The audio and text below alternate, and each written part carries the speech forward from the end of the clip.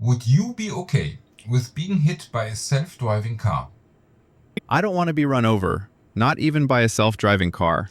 The problem is this. Does it matter if you are hit by a human or a self-driving car? Well, I really don't want to be run over, but if you ask me, I definitely don't want to be run over by a machine, whether it's a steamroller or a self-driving car. Most people are far less tolerant of accident caused by self-driving cars. This is because of who is held responsible for the accident. In a typical accident involving two drivers, one driver is responsible for making a mistake. However, with a self-driving car, the decision does not come from a driver. An autonomous car is built and programmed in a certain way, therefore, the responsibility lies with the designer. But the designers weren't even present at the accident. That doesn't matter. The mistake was made long before the accident. This can easily be illustrated using the example of airplanes. In the event of a plane crash, it is rarely the pilot's fault. In most cases, the cause is a maintenance or design error. If everything had been done correctly, the plane would not have crashed. Therefore, the accident could have been prevented. In fact, plane crashes are rare. When they do happen, as in the case of the Boeing 737 MAX, the planes with the design flaw are taken out of service. The same could be done with self-driving cars. Then there wouldn't be any self-driving cars on the road. There's always going to be an accident in traffic at some point. Traffic is very complex, but it's not acceptable to us if a programming error causes an accident. Can't self-driving cars be programmed so that they never have accidents? No, it's not that simple. The programming is based on AI, specifically neural networks. They require enormous amounts of data to enable a self-driving car to make decisions. These large amounts of data are not yet available. But you can make them available. Many cars today have sensors, such as cameras and lidars, that allow them to sense their environment. But first, you need to have it. Of course, companies like Tesla and Waymo are now acquiring large amounts of data by collecting it. They equip their cars for this purpose. But these amounts of data are still far from sufficient. The point is that every traffic situation is different. Then, much more data from many more cars needs to be stored. This naturally brings us to another problem: privacy. Companies accumulate a tremendous amount of knowledge about individuals by storing all this data. They know when and where people are driving and can resell this data.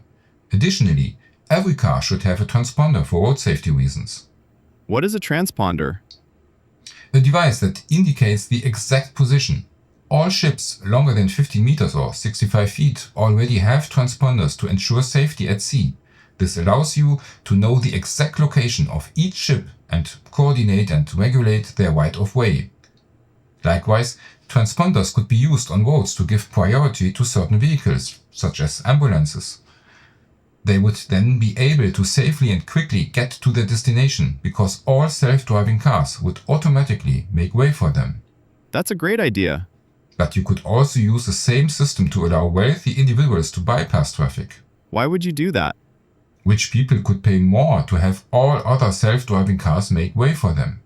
There will certainly be a strong lobby for this, financed by the super-rich. The state shouldn't allow something like that.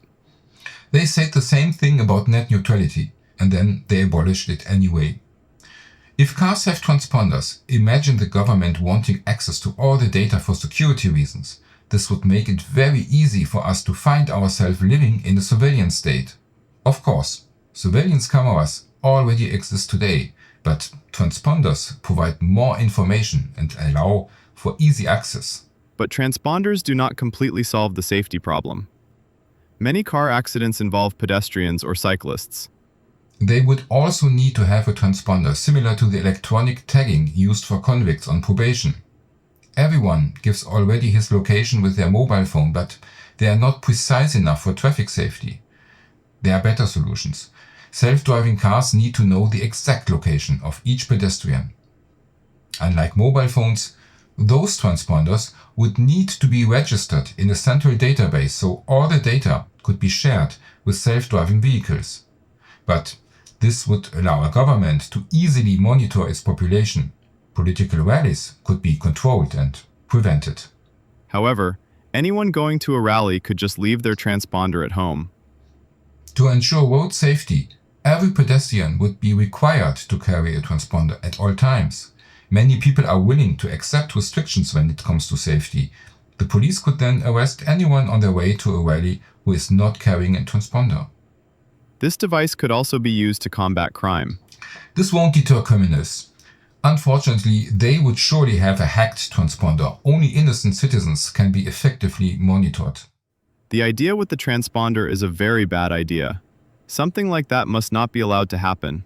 But then, the security problem remains unsolved. Accidents happen today too. That won't change. The World Health Organization estimates that 1.3 million people die in road traffic accidents each year, many due to human error.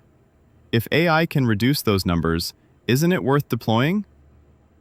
Again, who is responsible in the event of an accident? Currently, it is a pedestrian, cyclist or driver, but with a self-driving car, the occupants cannot be held responsible because they have no control over the car. They are not behind the wheel. Then no one is responsible. But that's not possible either. Ultimately, the company that programmed the car is responsible. The question is how they should program the car to respond in dangerous situations when damage is inevitable. They should program it so that it causes the least amount of damage possible. It's not that simple. Think of the trolley problem. You've already made a video about that. The link is below. Imagine a car is speeding toward 3 people on the road who will die if the car doesn't stop. The car could turn and kill 1 person on the sidewalk instead. How should the algorithm decide? If it avoids the 3 people on the street, then only 1 person on the sidewalk will die. But that's basically murder. The person on the sidewalk did nothing wrong. It's not acceptable for a car to be programmed to disregard traffic rules. You're right. The car has no choice but to hit the 3 people on the road. A human driver might be able to turn to avoid hitting anyone. But think about what would happen if an AI tried to do the same and someone got hurt. The company would be accused of programming an AI that doesn't obey traffic rules. Imagine the following scenario. A person disappears from the view of a self-driving car behind a parked truck and suddenly reappears while crossing the road. Humans can anticipate this, but an AI cannot. The AI would need a rather complicated world model. There's another variation of the trolley problem involving self-driving cars. For example, it may have to choose between running over 3 people on the road or harming its passengers by driving into a wall. A self-driving car would always prioritize the safety of its passengers. It would try to prevent harm to the passengers. Otherwise, there would be very bad publicity. If this became known, other road users would hardly accept it. Under no circumstances could the car company advertise this. If cars are programmed this way, the company should expect a leak at some point. It would cause an enormous scandal. Something like that certainly wouldn't be allowed. But how are self-driving cars supposed to decide then? The problem is that there are an infinite number of traffic situations, each of which is slightly different. This makes programming very difficult. Of course, a vehicle's AI can draw on its historical data, but it often won't find an identical situation with a solution in its training data. In that case, it must act based on stochastic probability, essentially leaving it to chance. Hopefully, it won't start hallucinating. There is probably no other solution than to proceed according to 2 principles. First, it must always obey traffic rules. Second, it must minimize damage. Self-driving cars should never cause accidents. In order to achieve this, the entire traffic situation must be adapted to self-driving cars. This is always the case when machines are given a certain degree of autonomy. This is called a work envelope. A space must be created around the machine that it can understand and operate in autonomously. Therefore, equipping self-driving cars with sensors is not enough. The roads must also be designed to make it easier for self-driving cars. What should something like this look like? First, an accurate virtual model of the city must be created that includes all streets, traffic signs and traffic lights. Then a self-driving car would no longer need to read traffic signs or lights to know whether they are red or green, because it could access this information in the virtual model. That sounds expensive. That's why it's not being discussed today. In order to finance something like this, most people would first have to be convinced that self-driving cars are better. but many people enjoy driving.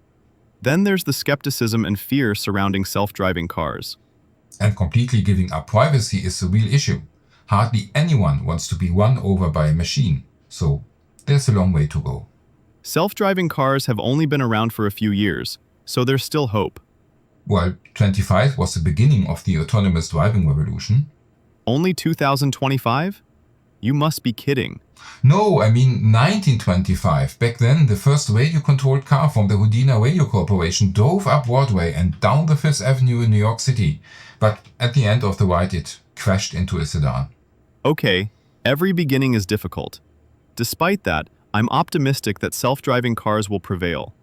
Great progress has been made in the last 100 years, and I'm sure we'll be much further along in another 100 years. Thank you for watching. If you enjoyed this video, please subscribe. Feel free to leave a comment and see you next time.